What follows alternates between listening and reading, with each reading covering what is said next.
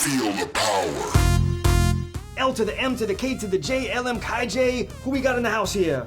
Sister Vina! And this is Waikiki Beach. We are here for Historyland 2015. The only academic Enter the beginning. EDM festival in the world. Feel the force.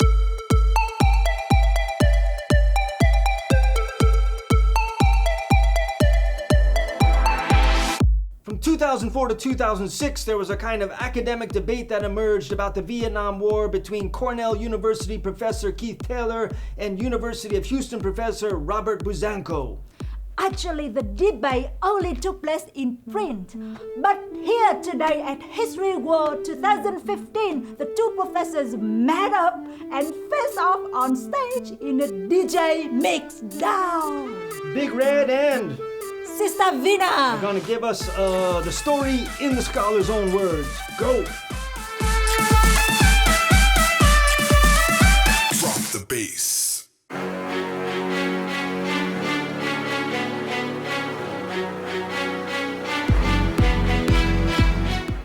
2004, Taylor gives a talk in Lubbock, Texas, publishes an article called How I Began to Teach About the Vietnam War. He says there are three axioms in the dominant interpretation of the US-Vietnam War. These axioms were established by the anti-war movement during the late 1960s and subsequently taken up by teachers at most schools and universities as a basis for explaining the war. What are these axioms? 1. That there was never a strong or never a legitimate non-communist government in Saigon. 2. That the US had no legitimate reason to be involved in Vietnamese affairs. 3. And that the US could not have won the war under any circumstances. Taylor sees these axioms as ideological debates of the anti-war movement rather than as sustainable views supported by evidence and logic. You can do it, yeah!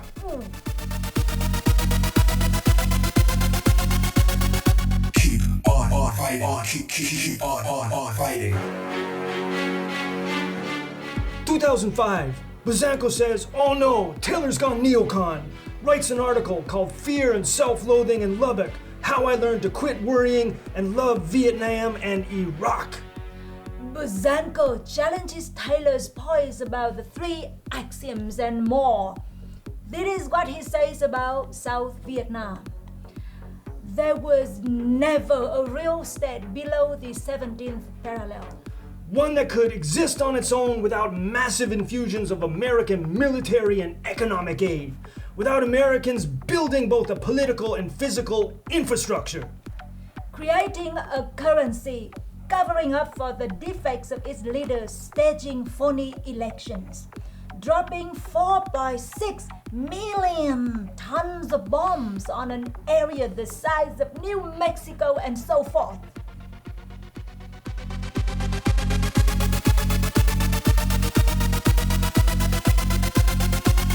Follow the flow. Follow the flow.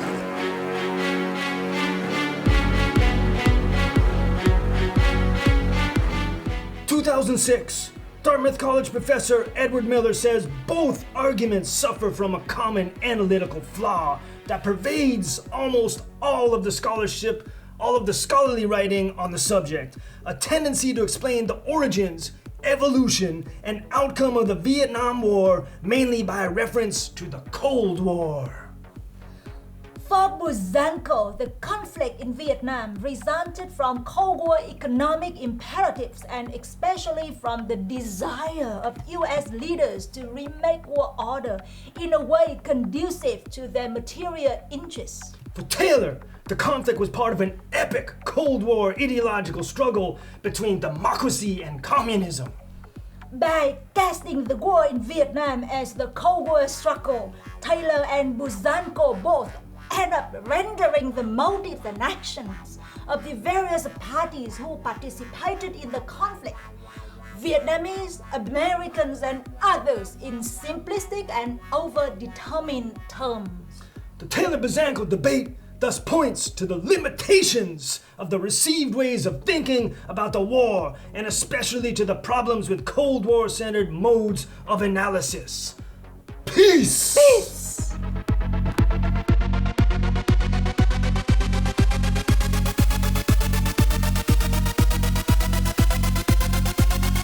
Master drop of the drop, drop, master of the drop.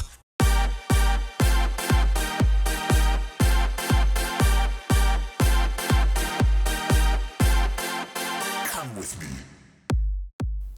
We're backstage now. Tyler and Buosanko have just had their performances. What do you think of those performances?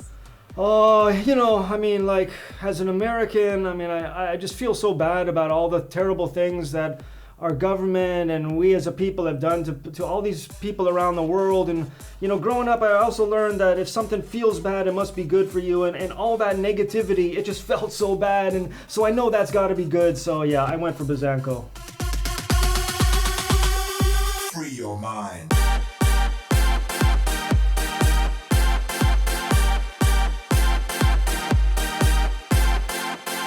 Rise to the top. Okay, so we got Buosanko, Taylor, Ed Miller saying it's all going through a Cold War lens. You saw the mix down. What did you think?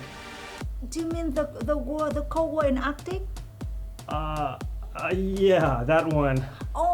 I don't know much about that, but I just want to come here to rock with Axeling. Right?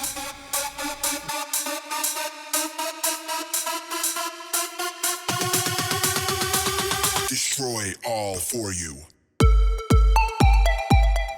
There's long been a divide in the academic world between Vietnam War studies and Vietnam studies. The field of Vietnam War studies was for many years dominated by people who focused on American policy and who did not use Vietnamese sources.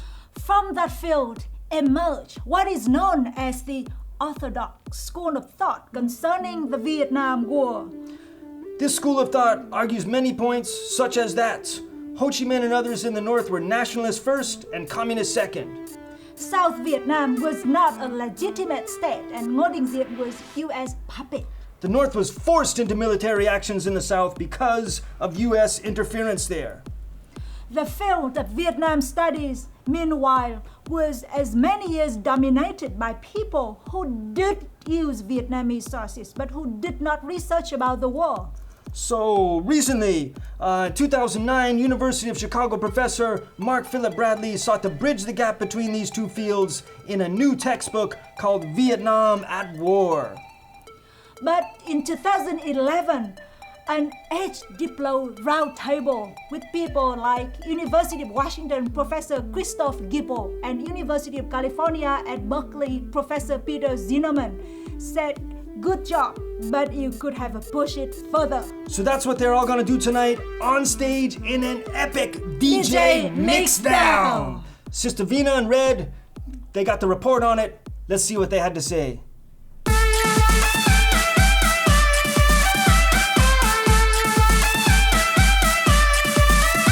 Drop the bass.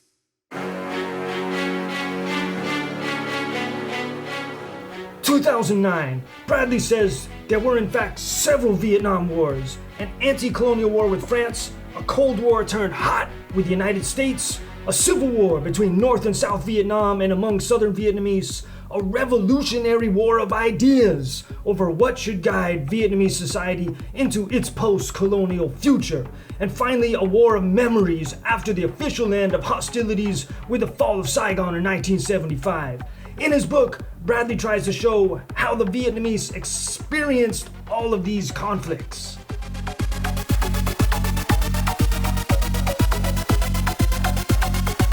Dance with me. 2011, Gibbon says, "There is a book that doesn't want to offend, that a voice with few exceptions, sharper edges."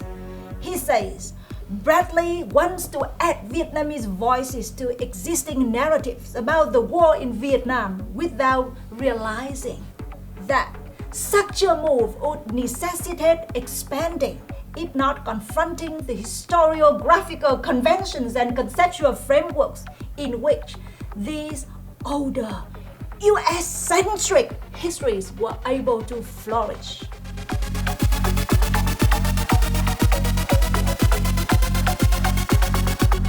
Five-star heat.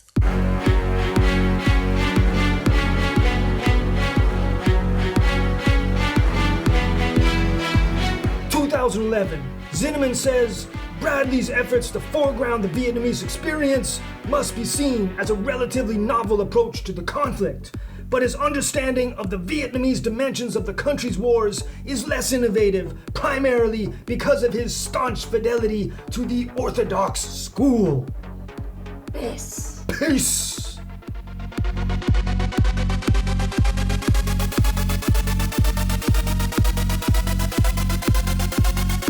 Enter the love.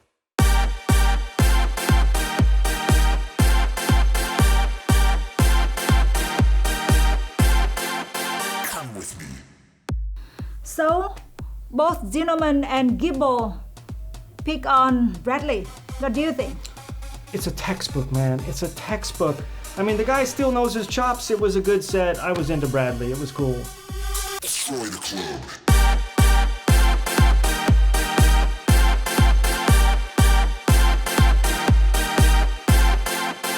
Rise to the top. Okay, let's try again.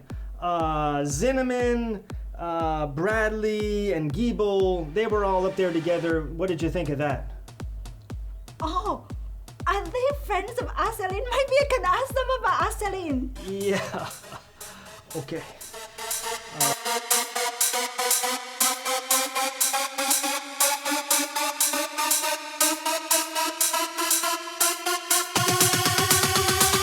Destroy all for you. While all of these performances at Historyland 2015 have been epic, the most epic of epic performances was the final mixdown. Where University of Kentucky Professor Liên Hằng Nguyễn and Hawaii Pacific University Professor Pierre Arcelin took on the man who Wrote a classic Orthodox school book, Stanley Carno, the author of the 1985 work Vietnam, A History. Once again, Red and Vina have got the background.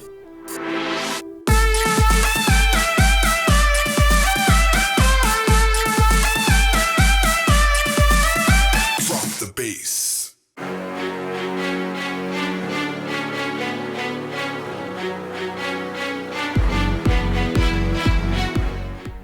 "2012, Nguyen publishes Hanoi's War, an international history of the war for peace in Vietnam." using never before seen archival materials from archives around the world, Nguyen explores the politics of war making and peacemaking, not only from the North Vietnamese perspective, but also from that of South Vietnam, the Soviet Union, China, the United States, presenting a uniquely international portrait. Dance with me.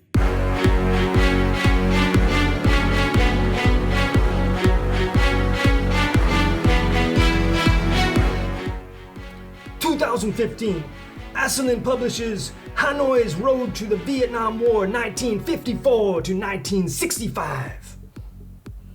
Basing his work on new and largely inaccessible Vietnamese materials, as well as French, British, Canadian, and American documents, Arcelin examines the internal debates and other elements that shaped Hanoi's revolutionary strategies in the decade preceding US military intervention. Without exonerating Washington for its role in the advent of hostilities in 1965, Hanoi's Road to the Vietnam War demonstrates that those who directed the effort against the United States and its allies in Saigon were at least equally responsible for creating the circumstances that culminated in arguably the most tragic conflict of the Cold War era. Peace. Peace. Peace.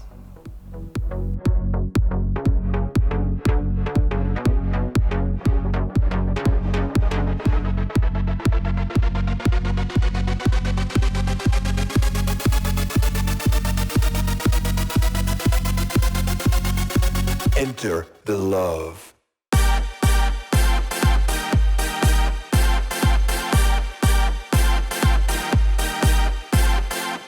Come with me. Oh, aloha. Hi. Tell me a little bit about yourself, your name, where you come from. I'm Hans from Sweden. We have so many stars here, but out of 3 stars, Asalai, Nguyen, and Kano, who's your star? I think that old school is not necessarily bad school.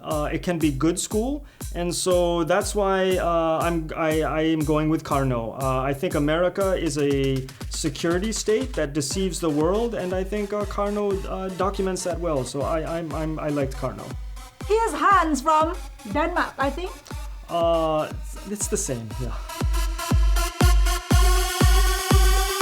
Sound of the future. Lian Lian Hang. Oh.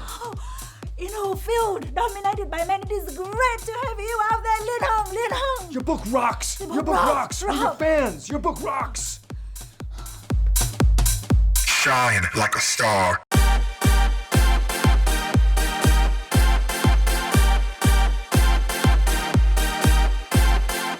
The beats are on fire. All right, so the last set of the night, we had Karno, we had Lian Hang Nguyen, And Asalin. and Pierre Asalin. How'd you like it? I love him. He rocks whenever he performs. Of course, I love rocking with Pierre Asalin. I guess who wouldn't, yeah? And by the way, the evidence he got from the Canadian archivist is fantastic. From Canada. Yeah, French, Canada. Canada. I love the French sound in his name. Rhythm of the future. Oh man, that has just been epic. Just one killer mixdown after another. I mean, we had Bradley, Buosanko, Taylor, Zinnemann, Giebel, Nguyen, Asalin, all these stars on the stage, all spinning. Karno, man, coming back and giving it to them like he's been there all the time. It's just been epic. Out of all of that, Sister Vina, which is the one you like the most? We're having a party, bruh. Yeah. At a party, there's so many dishes out there. Of course, if you look at Vietnamese food, lots and lots of ingredients and spices from all over Vietnam and even Vietnamese overseas. Yeah. And from those foreigners who love Vietnam, who don't like Vietnam, I don't know. I don't have a preferences. Yeah, Sorry. I mean, I think the only thing we can conclude is that Historyland 2015 was an epic party. Historyland 2016 is gonna be even more epic. So we'll see you there next year. Yo, peace! Peace. Party all night long.